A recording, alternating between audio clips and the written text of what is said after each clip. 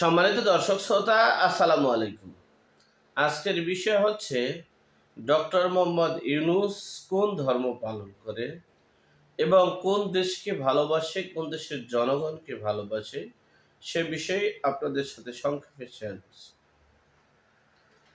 দেখেন, এই ডক্টর মোহাম্মদ ইউনূসের যে নোবেল পুরস্কারটা, এই নোবেল পুরস্কারটার ব্যাপারে আমি একদিন একটা ফেসবুকে, ইউটিউবে বলেছিলাম যে একটা সন্দেহ আছে দেশ এবং দেশের মানে কোন দেশ থেকে তিনি নোবেল পুরস্কারটা পেয়েছেন। ভিডিওর মধ্যে আমি বলেছি, তখন হয়তো বা অনেকে আমাকে কমেন্টস করছেন, বকাঝকা দিয়েছেন, কিন্তু সময়ের ব্যবধানে, কালের পরিবর্তনে সবকিছু উঠে এসেছে। আচ্ছা, আমি একটা ভিডিওতে বলেছিলাম ডক্টর মোহাম্মদ ইউনূস আগে কি কখনো মসজিদে নামাজ পড়তে গিয়েছেন কিনা, আগে কি কখনো ঈদগাহে নামাজ পড়তে গিয়েছেন, জুমার নামাজ পড়তে গিয়েছেন, অথবা ভালো একটা অনুষ্ঠানে বা তারাবি নামাজ পড়েছেন, এরকম কোনো ইতিহাস আমরা খুঁজে পাইনি। এরপরে দেখেন, আমরা এই মাথায় টুপি দেওয়া শুরু হয়েছে জাতিসংঘের মহাসচিব আসার পর। এই রোহিঙ্গা ক্যাম্পে বৈশা রোজা রাখা, ইফতারি করার সময় আমরা মাথায় টুপি দেখেছি।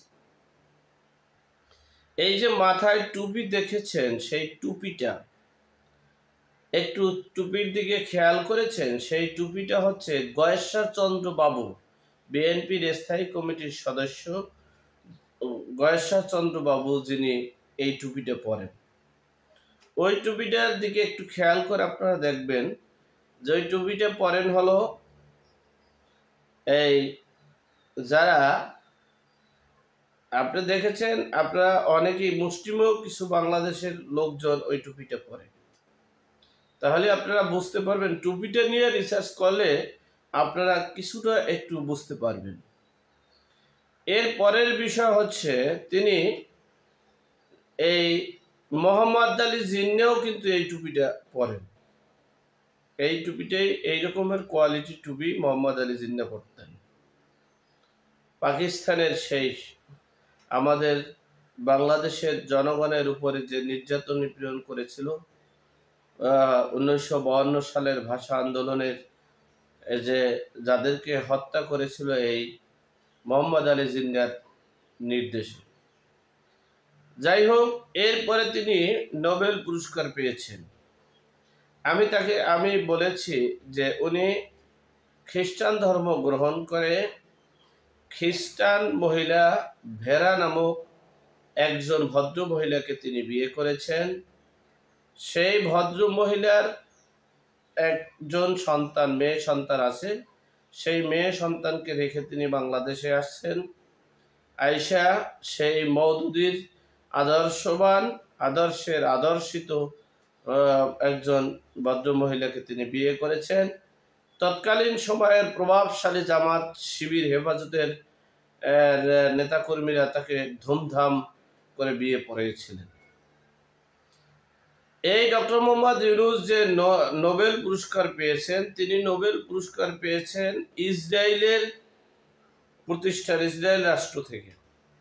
কিছুদিন আগেও আমি একটা ভিডিওতে বলেছি যে ইসরায়েল এই মুসলমানদেরকে ইরাক, ইরান, গাজা, ফিলিস্তিনিদের উপরে যে নির্যাতন নিপীড়ন চালাচ্ছে, এই গাজায় যে নির্যাতন নিপীড়ন চালাচ্ছে, ডক্টর মোহাম্মদ ইউনূস বিশ্বের সকল রাষ্ট্রপ্রধানরা ক্রিয়া প্রতিক্রিয়া জানাচ্ছে, কিন্তু ডক্টর মোহাম্মদ ইউনূসের মুখে কেন কথা ফুটছে না?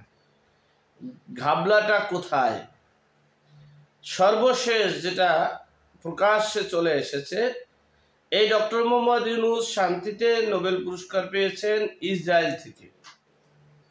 বেশি লাফালাফি করলে শান্তির নোবেল পুরস্কারটা ইসরায়েল নিয়ে যাবে।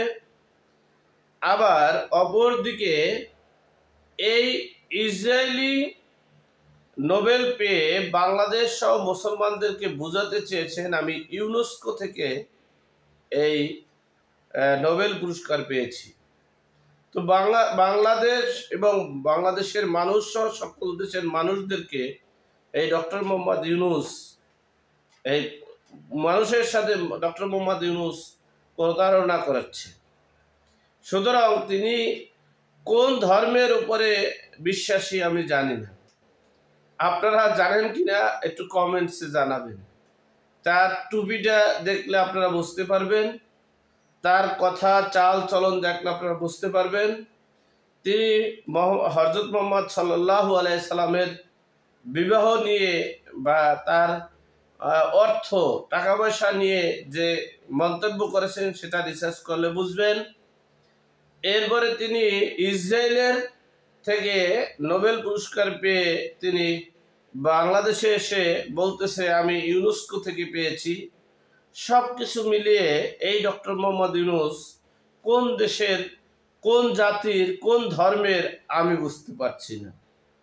আল্লাহ আমাদের এই সকলের বিপদ আপদ বালা মুসিবত থেকে হেফাজত করুক। আমিন। আসসালামু আলাইকুম।